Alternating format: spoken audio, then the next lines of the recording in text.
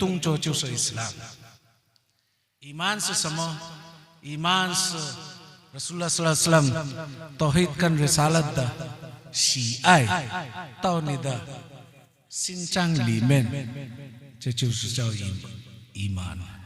Na ihsan sesama ala pa khwa limen so in ta'budullah ka'annaka tara fa in lam takunu tara fa innahu yaraka. Waman silsila Naqshbandiya so yo tichi usang da silsila tus Laurentia tau kamalat da tipur dakwa na chu so yo da silsila da ren choko chi da lu chao cho man ihsan na samo chao cho ihsan da lu. मैं पूरी तकरीर को अगर मैं Chinese में कहूँगा तो शायद आप लोग को समझ में ना आए और फिर मुझे उसको दोहराने के लिए बहुत सारा चीज छूट जाएगा। तो बेहतर है कि कुछ चाइनीज में बोलूं और उसका तफसीर उर्दू में ताकि आप समझ जाए। चीन में 7 करोड़ लगभग 7.5 करोड़ का मुसलमान है। उसमें तमाम 98% हनाफ है, इमाम अबू हनीफा की तकलीफ करने वाले, और 2% जो है इमाम शाफी रहमतुल्लाह शाफी मज़हब में। और सूफी जो है, जो हमने अभी कहा एहसान के रास्ते वाले, वो चीन में आज से 900 साल पहले पहुंचा था, 900 years पहले। उसके बाद लास्ट सेंचुरी तक 4 बहुत बड़ा खानका था और 4 बुजुर्ग का नाम था शाह कमालुद्दीन नक्शबंद रहमतुल्लाह, मेरे परदादे सैयद दाऊद रहमतुल्लाह अलैह, अबू सईद रहमतुल्लाह अलैह, और एक है शाह शमसुद्दीन रहमतुल्लाह अलैह। ये 4 खानका आज भी मौजूद है और 100 साल से, और चारों सिलसिला में जो साहिब कमालात वाले बुजुर्ग है वो सब नक्शबंदी मुजद्दिदी निस्बत के।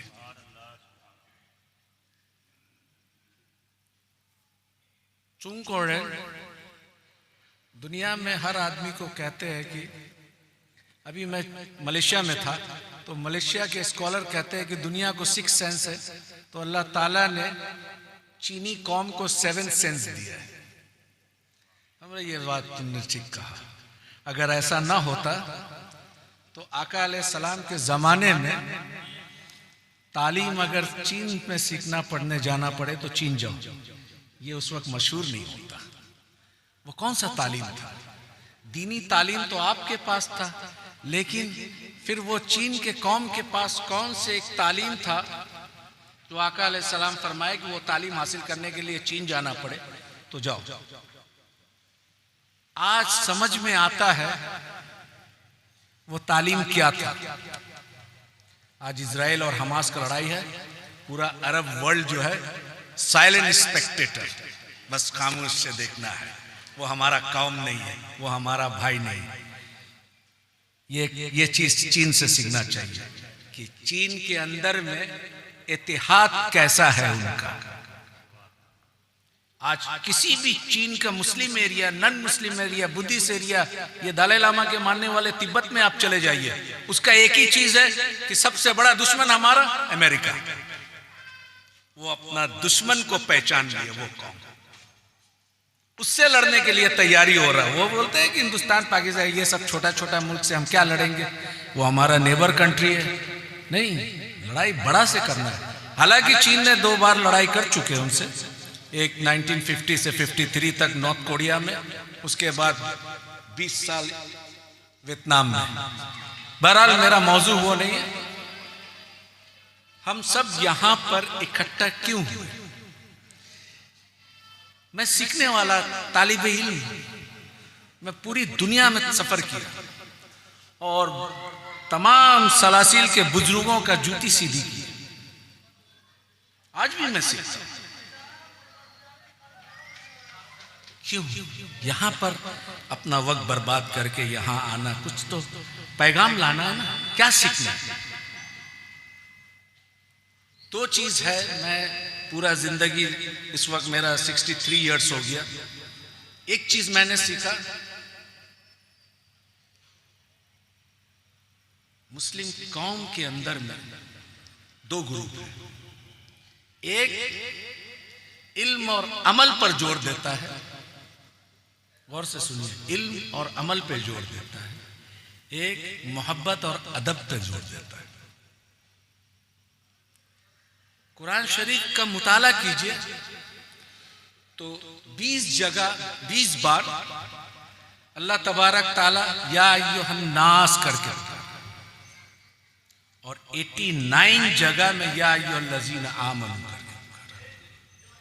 जब या अय्युहन नास करके खिताब किया तो तौहीद का बात कहा, जन्नत का बात कहा, बाज नहीं आएगा, सजा और जजा दूंगा मैं, अपने बारे में बताया।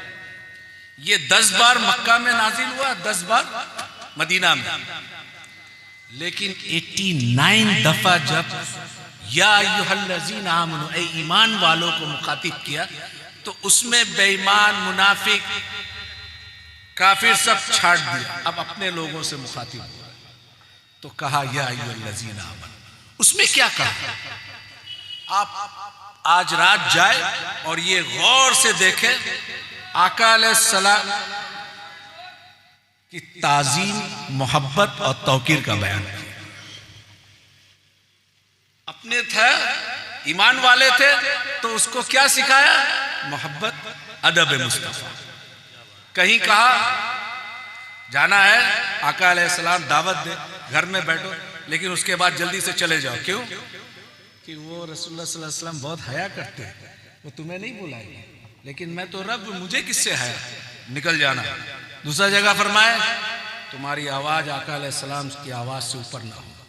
ये तमाम गौर कीजिए आप, उसी चीज को लेके दुनिया में आए। सूफिया कराम क्या सिखाए?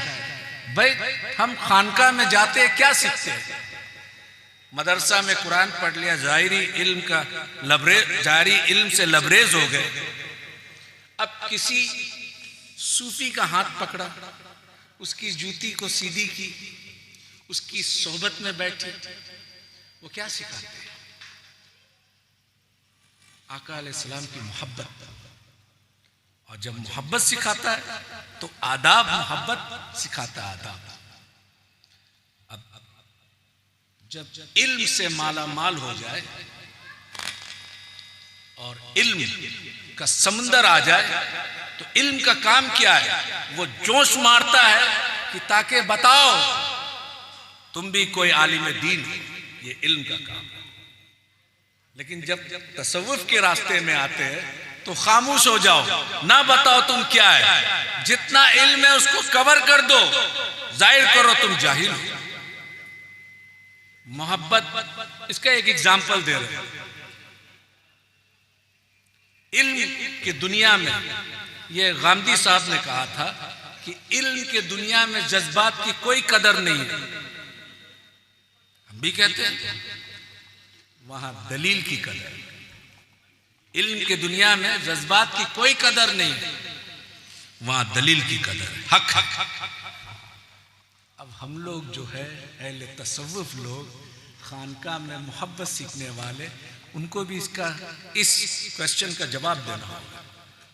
अब मोहब्बत की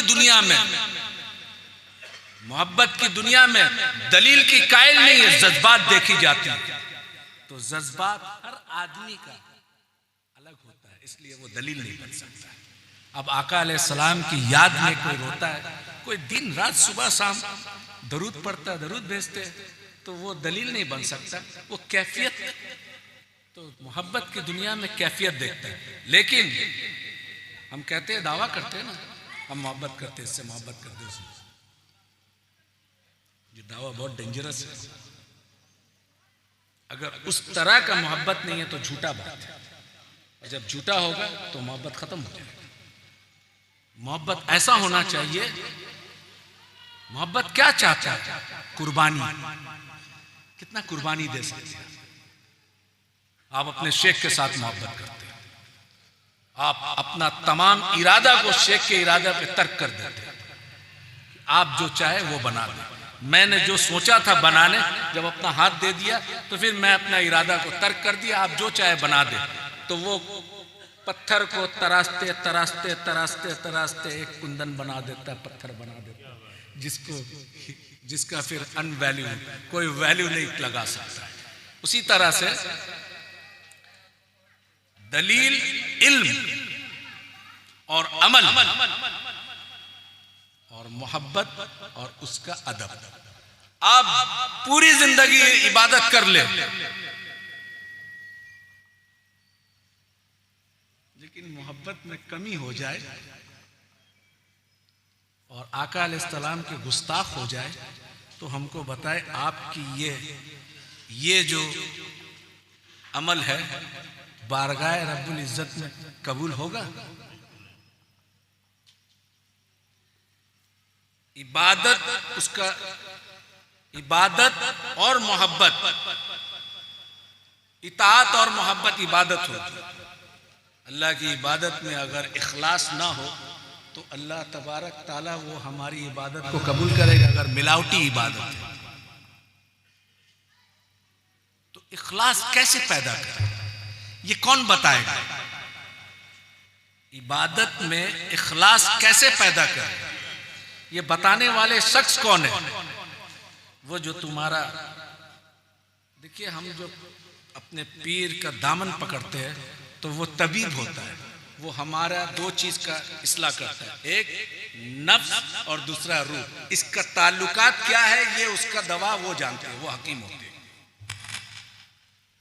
तो अगर नफ्स और रूह का ताल्लुकात क्या होना चाहिए, ये हमारे पीर मुर्शिद के 10 साल, कोई 20 साल, कोई उसकी फिर उसका नफ्स कंट्रोल में आता है, फिर उसका रूह परवास करता है, फिर नूरुन अला उस मकाम पे पहुंचता है, फिर मनव्वर होता है 12।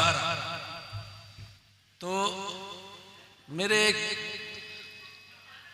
अभी बात हो रहा था इल्म और मोहब्बत। हर फल, हर उसका बीज, उसको लगाने के लिए एक सीजन होता है।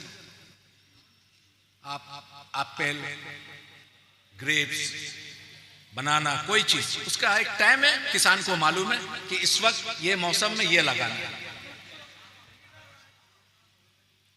ईमान को भी बीज है, ईमान का बीज कहाँ लगाए, किस ग्राउंड में लगाए ताकि वो सड़ेगा नहीं, वो फिर एक फल हो, फिर वो जड़ पैदा हो, फिर वो एक दर्द बन जाए, फिर इतना स्ट्रांग हो जाए। ये जो जमीन है ये मोहब्बत और अदब के जमीन पे लगाया जाता है ईमान का बीज, तब जाके बड़ा होता है। तो बहरहाल मैं आखिरी अपना स्पीच को खत्म करूंगा। चाइनीज का एक मुहावरा है, हम लोग जब जुमा आता है चीन में, किसी भी जगह में आप चले जाइए तो वो लोग सलातो सलाम 1 घंटा पढ़ते हैं आफ्टर नमाज जुमा। लेकिन हर मस्जिद, और गांव के साइड का मैं बता रहा हूँ, शहर के साइड का नहीं। तो इस गांव में अगर इस मस्जिद में सलातो सलाम पढ़ रहे, इसका आवाज बाहर में जाता है और बाहर में कोई मुस्लिम जा रहा है और खेती बाड़ी करता है तो वो अपना औजार छोड़ के खड़ा हो जाता है। क्या है? वो जो बड़े लोग जो 4 खानका था ये तरबियत दिए थे। कोई गाड़ी में जा रहा है, फैमिली गाड़ी रोक के खड़ा हो जाता है, आका अलैहिस्सलाम पर दरूद और सलाम हो रहा है, हम आका अलैहिस्सलाम की उम्मती है, इतना तो ताजीम करेंगे। ये चीज हम दुनिया के किसी कोने पे नहीं। ये वो 4 हस्ती बुजुर्ग के मेहनत का फल है कि ऐसा नस्ल को पैदा किया। और अल्हम्दुलिल्लाह आखिरी में मैं यही कहूंगा कि मोमिन कौन है? जो हमेशा सबको माफ कर दे, किसी पे तनकीद ना करे। जिसको अल्लाह की मार्फत हासिल हो जाता वो खामोश हो जाते, वो फिर बात नहीं करते, सबको माफी देते। ये चीज पैदा करेगा। आपके पड़ोसी क्या? मैं बहुत जगह सफ़र करता हूँ। अभी मैं उस वक्त क्या बाबरी मस्जिद मंदिर का उद्घाटन था, मैं जयपुर जा रहा था, बहुत हिंदू लोग एकदम जोश में है भाई। उसका एक बड़ा दिन है, वो बोलते 1000 साल बाद हम लोग को आज़ादी मिला। वो दिन याद करो जिस वक्त सलाउद्दीन अय्यूबी फतह बैतुल मुकद्दस की थी और आलिम इस्लाम जो खुशी मनाया थे, वो दिन हमको याद आ गया। ठीक है, एक जगह में एक टोपी वाला को 5-6 लड़का पकड़ के उसका टोपी उतार के बोलता है जय सिया राम बोलो। हम फौरन वहीं गए, बोला क्या बात है बोलिए, तो बोला you are from, I am from China, you Muslim, yes I am Muslim. अब वो चाइना सुन लिया, मेरा फेस भी इंडियन टिपिकल है ही नहीं। बोला अच्छा चाइना क्या, हम लोग क्यों मारते हैं इसको, आप हिंदी बोलते हैं? हाँ मैं चाइनीज एम्बासी में काम करता हूँ। अच्छा मत मारो, छोड़ तो क्या है, चलो। अरे दुश्मनी तो चीन से है ना। बोला आप तो चाइना के, हाँ चाइना और इंडिया का लड़ाई है तो तुम वहां अपना मसल दिखाओ, ये बच्चा को क्यों दिखाते हो? खामोश। एक पुलिस था वो हंस रहा था, हम लोग छोड़ कोई बात नहीं।